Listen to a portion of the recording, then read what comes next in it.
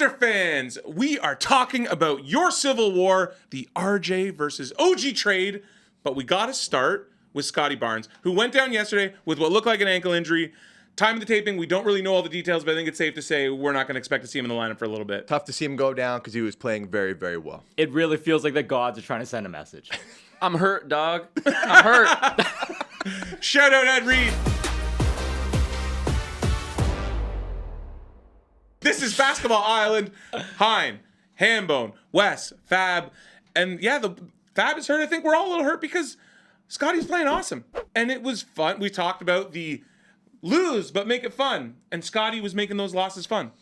He was on both ends of the floor too. Like not just his facilitating, which I know we've made some money on as of late, but man, like we haven't seen Scottie, IQ, and RJ play together, and it just feels like that dream is just gonna go further and further away. It's actually kind of like you said it, man. Maybe the gods do have a message for this. Like maybe the Raptors were meant to tank. Like I don't want to say that like after a guy gets hurt, but it feels that way, does it not? I mean, even going all the way back to the preseason when RJ Barrett had that shoulder injury, I was like, what's going on? Yeah. Like, why is there a preseason injury of that significance happening in those games, and you're just seeing it carry over, like, each player after each player. I'm just sad that we're not going to see the amount of developmental reps that you want to see from them in a tanking year like this. Yeah. How many games are we going to get from them this year? Yeah, I mean, first and foremost, you just hope it's nothing too crazy, not too bad of an injury. Like an ankle roll is, somewhat manageable, but hopefully it's nothing worse than that. But yeah, you took the words out of my mouth. I mean, this season we keep saying this over and over. It's all about development.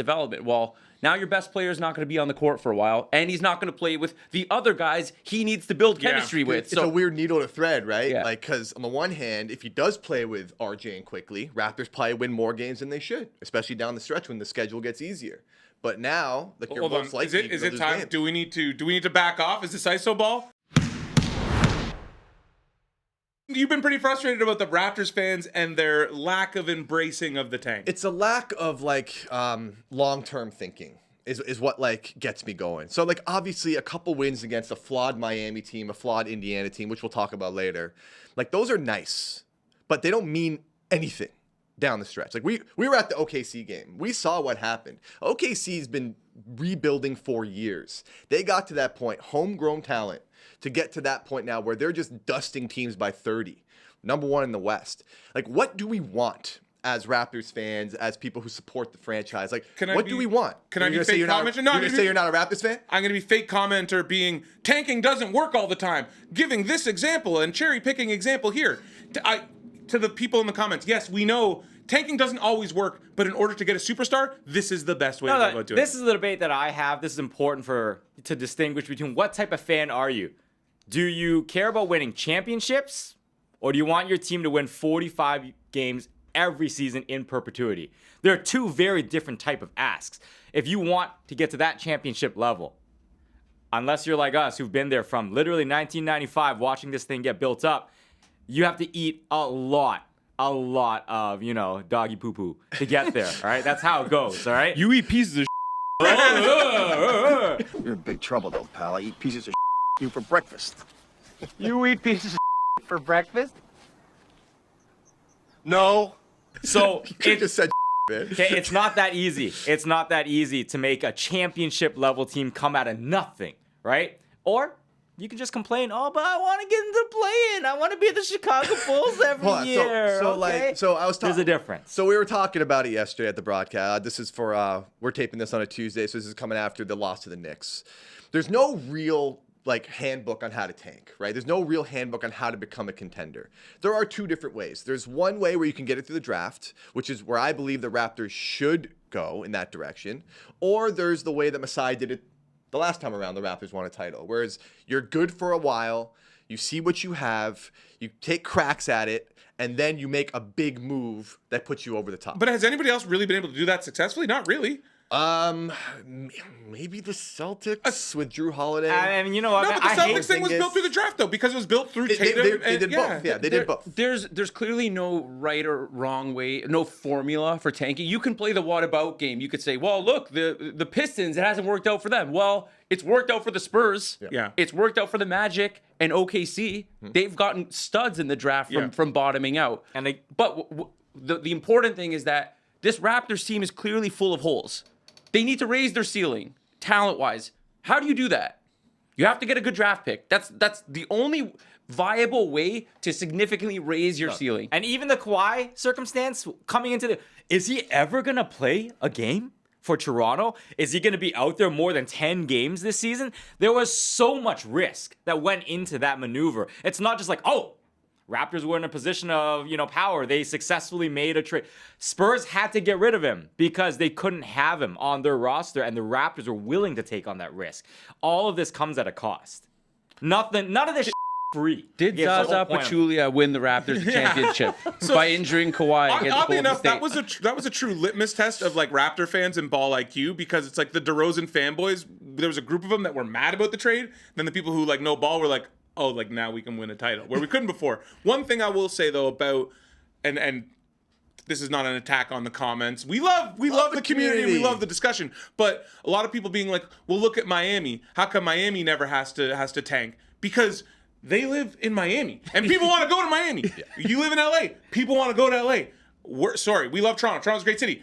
Ain't nobody lining up to come to Toronto as a free agent. And that's the big thing too. Like, no one's coming to Toronto. When was the last big free agent that came to Toronto? Turkoglu. Hito Turkoglu, Yes. Amari Carroll. Like, what are we talking Jason about here? Capono, stand up. Yeah, that's what I'm saying. Like, so you're gonna have to do it two ways. It's either through the draft or through trade.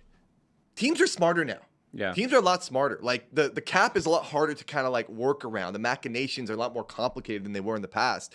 The best way to do it, in my opinion, is through the draft. So are you gonna really hang on to these like wins in November and December, and then like, finish around like 28 wins, 31 wins, and then like just find yourself on the like a treadmill of mediocrity? Like, it doesn't make sense. I get it. You want to see these guys that you have an invested interest in this season who are playing hard do well. We all do.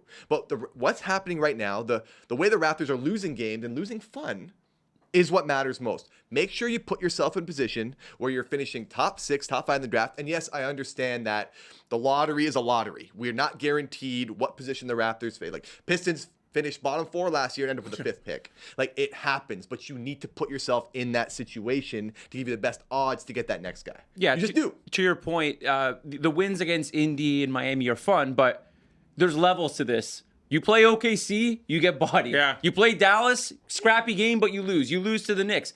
There's a clear gap between those kind of like middle of the pack teams and super elite teams that you're trying to get to. Can I play commenter devil's advocate one more time? Sure. What about the people who say there's more of a value to seeing your core guys get reps together and playing games? So they're absolutely right. I think the difference is you want to see them grow and develop in clutch time like they did in those 2 games. The Knicks game, clutch time game, good performance. Dallas, same idea. They had a very good performance in clutch after some bad ones early on in the year. It's not the wins, though. Don't talk to me about wins. Wins is different than development. Those are 2 completely separate things. You want to see these guys show growth on the court, chemistry built up on the court. That doesn't necessarily equate to wins. Wins are a convenient byproduct of that. But you want to see these guys ultimately just grow and get better each game. And it is that Scottie Barnes, we don't know how long he's going to be out again. You just get upset at the fact that he's had such good momentum these past like 8, 9, 10 games. And he has to start again, coming back from whatever injury, like recovery time period he's going to be. That sucks. Yeah, I mean, and I think at least we can say with him on the court, it's been a good product. I mean, if you're a Raptors fan through 20 plus games, this has been a fun season. Yeah, how many games have gone down to the wire? These young guys are showing out in these games. They play hard. So the product, at least encourage yourself with the fact that has been pretty good if you're tuning into these games. And to me, that's actually important. And I think Wes said it last week, especially with Scottie, floor raiser. And that's the thing that sucks with him of all people going down, because you see how Yeah. he can make everybody else better, and then now we kind of lose that. Wes talked about the clutch stuff. So this is from our homegirl Keeks. Raptors right now are 7-18, right?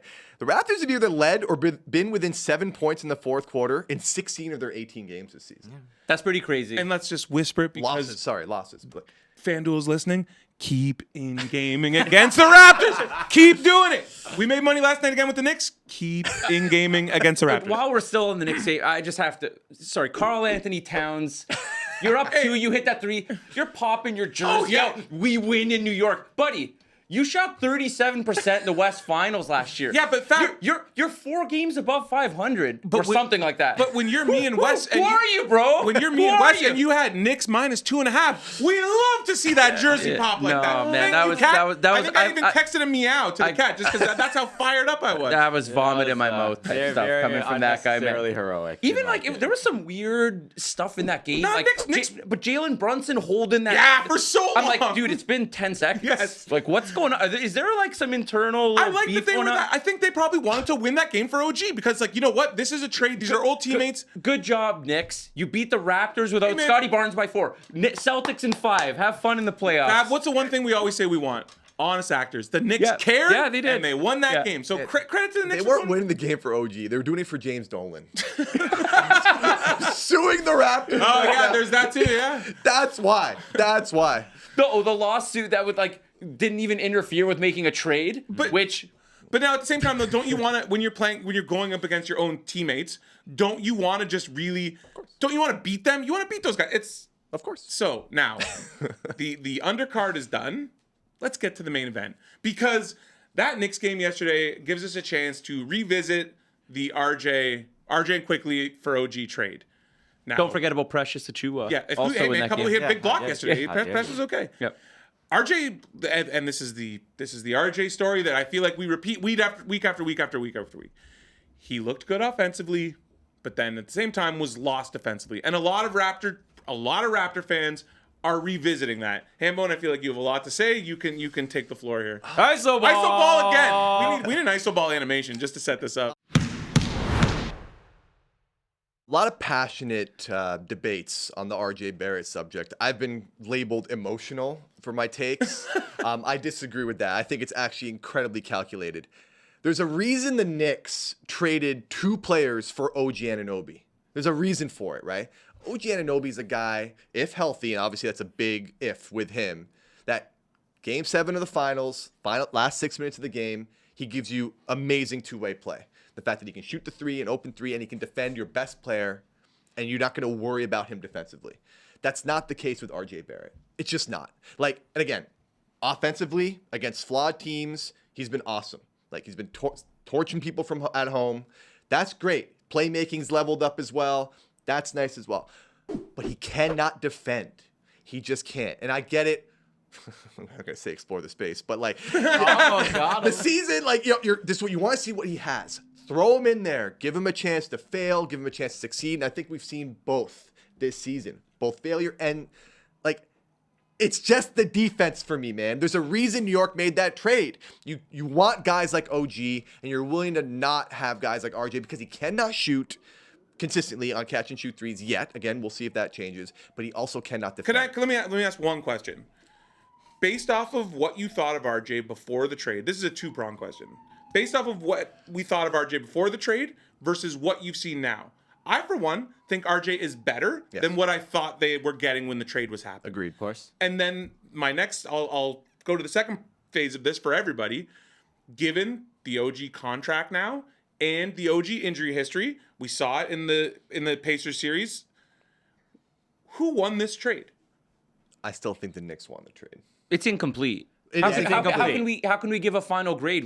We haven't seen Quickley play enough. Quickley is arguably like we're talking about RJ. Quickley was probably the main guy the Raptors wanted back in this trade. So to me, it's just incomplete. Who then has more value now, though? Quickley or RJ? Is it still Quickley, you think? Yeah, because Quickley to me is still a point guard who can bang 40% from 3 theoretically. We need to see him grow as a playmaker. I mean, okay, I'm going to big zoom out here on RJ Barrett. If you are a team gunning to win a championship, what is RJ Barrett on your team? And how much does he make? So the way it's set up right now, how he's playing, you're asking him to be your number one primary scoring. Yeah, he can't be that on a championship team. And so this is my feelings about the trade. So you talk about, comparing player A to player B. The difference is they have different roles on the team that they play. So if you have a guy like RJ Barrett right now who's scoring the way he is, you're asking him to be your primary scorer. Well, he has to be measured in a vacuum against every other team's primary scorer, whereas OG is in a completely different role and funnel for the Knicks. He is their primary stopper. He is their primary, outlet scorer off the perimeter.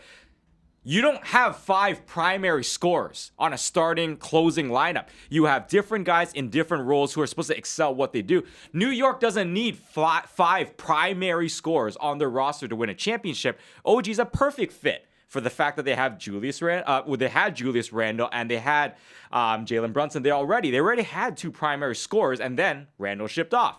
The Raptors, what do they need right now? At that time, they didn't need OG because they're just trying to find more scoring. RJ's been a good fit for the Raptors. It's great. Scottie Barnes, we'll see whether or not he becomes a primary level scorer. But the way the team is built right now, I think even 3 years from now, any primary scorer on the Raptors would not even be in the top 10 in the NBA. And that's a harsh reality for Raps fans. But compare every single MVP caliber scorer in the NBA, the Raptors don't have one that measures up against a Luka. Even Kyrie on the same team, a Shea.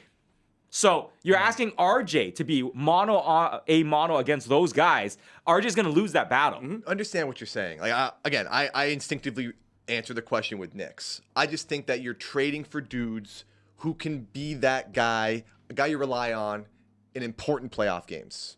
That to me is the barometer, right? We don't know what Quickley is. I'm tantalized by his potential. Definitely can become. He can for sure. Was he great defensively in New York? He's up and down. RJ Barrett, not really known as a good defender. Who wins games when it matters the most? What kind of players do you need on the court? It's the reason the Knicks gave up 5 first-round picks from Mikal Bridges. But we also haven't seen OG perform at a championship level. Like, sure, he's a good defender, but that's not like... There was frustrating moments with that guy offensively. There was talk about he's going to grow as an offensive player. He didn't really do that. So you're paying $40 million for this like kind of fourth cog on the Knicks, and that's fine. He was on the Raptors championship team. Play a game. He didn't play. Yeah. They won a title without him even suiting up. You also said on the court. And when their season was on the line, caveat. he was not on the court. Well, he was in the final game, but then couldn't even move. Yeah. Good job, Tibbs. Biggest caveat is obviously his availability. But how much do we measure? How do we measure that with someone like him? Because with some guys, like the Scottie thing yesterday, that was a freak injury. Yeah. OG, it's beyond that. He is injury prone.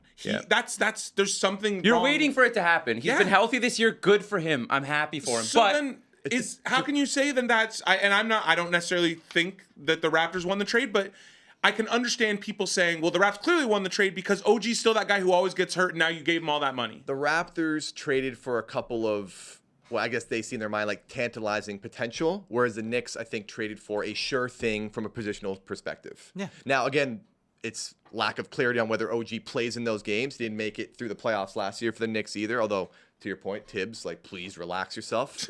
Playing these guys like 45 minutes a game, like, enough of that.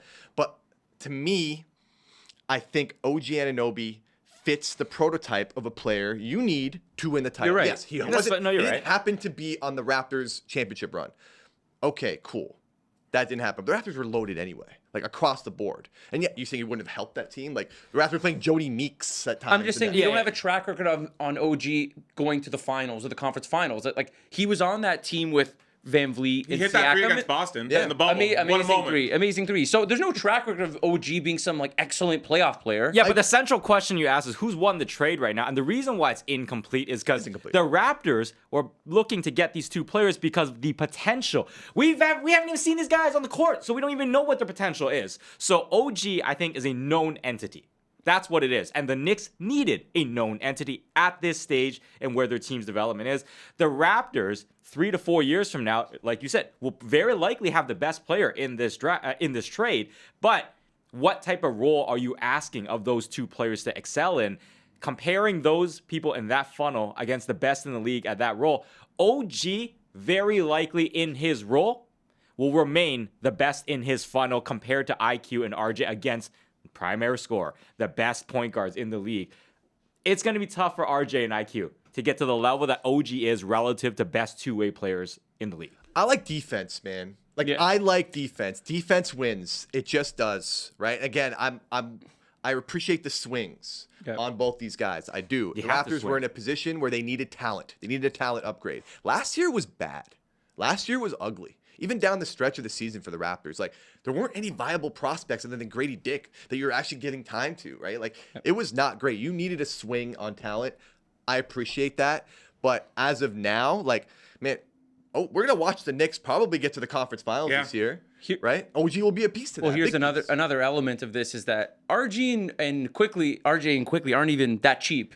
You're paying them 60 odd million between them. So it's not like these guys are on great deals where you could then say, okay, well, we cheapened our costs here at the expense of OG. Well, they didn't really do that. So once again, I still think it's incomplete. I think OG serves the Knicks' purposes better than he would the Raptors right now. And that's it. The makeup of which the Knicks are built, and I think it comes later with the Bridges trade too.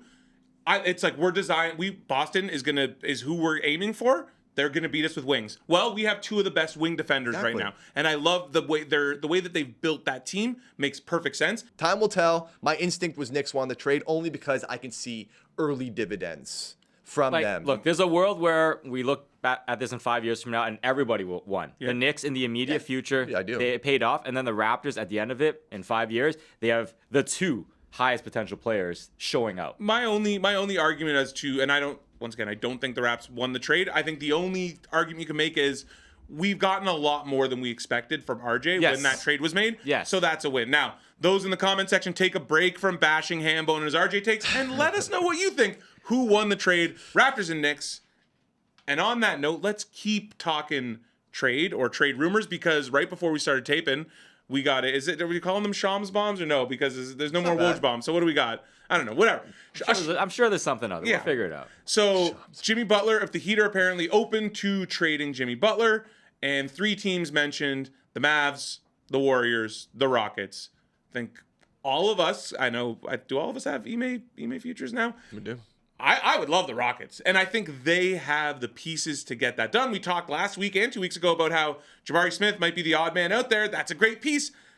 Where do we want to? First of all, hold on. You're a Heat lover. Do you want to see Jimmy dealt, and if so, where? I do want to see him dealt. I think I just don't see Miami having enough horses in this playoff race. I just don't. I love them. I bet them to win the title before the season started. Play-in race. That's probably that's hurtful. If I had to pick a team from those 3 that you mentioned, it's the Warriors to me. Just don't think you can waste Steph Curry's final years here as like this guy who broke basketball. I know he's like 35, 36 years old. He has 2-3 years left of elite play. Trade Kuminga, Moody, Podziemski, whoever you have to do. Get Jimmy Butler on your roster with Draymond, with Steph, couple shooters around them. I think to me that's the best case scenario, but I do agree. I think Houston has the most assets. I just want to bring up a note on Golden State. They tried to do this like win now and win in the future with all this draft stuff. The win in the future stuff messed up. None of their future guys look like franchise level players. They had a swing at James Wiseman. They had Moses Moody. They had Jonathan Kuminga. I'm sorry, man. The results speak for themselves. None of these guys are showing that level of promise. So I'm with you. They better just like take their medicine. This is their window. There is no future kind of carryover window. I'm sorry. Is anybody on that team good enough to qualify that? I think they just got to cap as much as they can. They're flush with picks too, right? They can move all the picks needed to do that. Yeah, well, the Warriors owe it to Steph to try and win the title while you still have this, semi-elite version of him. Whether you want to say how good he is now compared to maybe a couple years ago, but they owe it to him to try to win. So that's an interesting fit. Rockets is cool because Jimmy becomes the veteran there that might scare some teams in the playoffs. And fits their makeup. We spoke about this a week ago. Yeah, him and Ime together. We spoke about this a week ago. They don't really have a closer per se. They probably look at that too and say, well, we bring this guy in. All of a sudden, that's an alpha mentality with these young guys who all play defense. So to me, that's the most fun version. Like, I'm tired of the Warriors. I don't want to see these guys. Like, you've had a run, man. I don't want to see. It's been a decade of this. Can we move on from the Warriors? I will say on the Rockets, even though they're like the best 3-for-1 type of candidate to go make a deal like this, I get the inkling that they want to be kind of like OKC. Yeah, Let our guys slow develop. Let us slow build this. We're already in the top half of the playoffs in the West. We don't need to go take a swing. No one even expected us to be in the playoffs right now. So they want to let their guys kind of build their confidence up. They already have a great like front seven kind of thing. But it's diminishing returns. At a certain point, you can't have 7 young guys, Yeah. right? Like, true. You can't develop all these guys at once. So you kind of have to cash it in. Now, I don't know if Jimmy's the right guy to do that. I don't think I'm so. not going to question. He's too early as well. I think he's not washed. He's like kind of. He's fading a bit. How dare you. He's fading a bit compared to, but he could turn up in the playoffs on a good team. I think here's the problem. Here's the problem with Houston. Like, if they trade for Jimmy, who's on a player option, by the way, 52 mil. too many alphas on one team. With who? Too many. Who are the dudes. too many alphas? Fred VanVleet's an alpha. No, come Tari on. Easton's an alpha. Come on. Mentality, man. Mentality. Hold on. Udoka's I an would say alpha. those I'm are talking about mentality. Those are guys. alphas. Those are dogs, Yeah, and you dogs. want multiple dogs. And Dog Ime, versus alpha, yes, alright? Too many dudes who think they're awesome, and I love that for Houston. So I'd be all on board for that. I think 1, 2. We're forgetting who Jimmy is. Early Jimmy. I think if he goes to somewhere like Golden State, about playoff Jimmy? He can operate within. He can do all the little things. Okay, hold on though. So why is Miami fed up with him?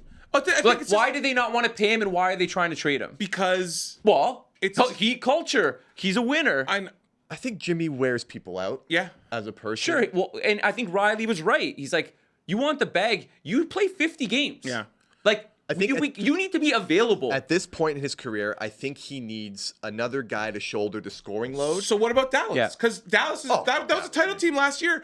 Does he put Dallas in the conversation as a team that we think can beat Boston? I don't think Dallas has the assets. And Yeah. also, like, the fit is a little weird because you have two ball-dominant guys He's not already. a 3-point shooting guy, Yeah. which these 2 ball-dominant guys, that's what they're looking for. I honestly think, like, Golden State's really the place to be because I don't think Jimmy should be in a position where he's the alpha anymore. Yeah. You go to a place like Houston where he's going to disrupt all this good chemistry they've built already. He blows all of that up if he goes there and he screws it. In my or they learn from him. I don't Or they- think- See, I that's really don't that's a think that's debate, what's though, gonna right? happen. Does he help the young guys or does he hamper them? I The don't mentality, man. But look at how they got a coach who's giving them that mentality. So they don't need Also a an More alpha. the merrier. Too many. They don't need an external Can external him and Easton variable. coexist? They don't need an external variable to mess all that up. These guys went crazy. I'm like, you need dogs. You need guys who think they're the best. Houston is littered with those guys. I think Golden State's a great role for him where he can be that same way, but he's not the best player on the team. Fit in and be a cog as opposed to having to carry that weight. And Houston and Golden State, like, if you believe some of the reporting in the summer, try to trade for big guys. Like, Houston's going after Kevin Durant. Paul George going, like, Warriors are going after Paul George. Markkanen was in the mix there, yeah. Warriors, I think, are going big game hunting. I think Dunleavy understands that. So, to me, I think Jimmy's a perfect fit. Hey, Steph, Jimmy, Dre? Yeah. Yeah. Oh, yeah. Oh, my Dogs. goodness. Oh, my goodness. Does that make them a title team? Say they do that. I think so. Yeah? I think so. That's, In the mix. It's like in the mix, and then like they have in a 7-game series a shot to knock out anyone. On that note, that's all for us. Catch us on Apple, Spotify, wherever you get your podcasts. We'll see you next week.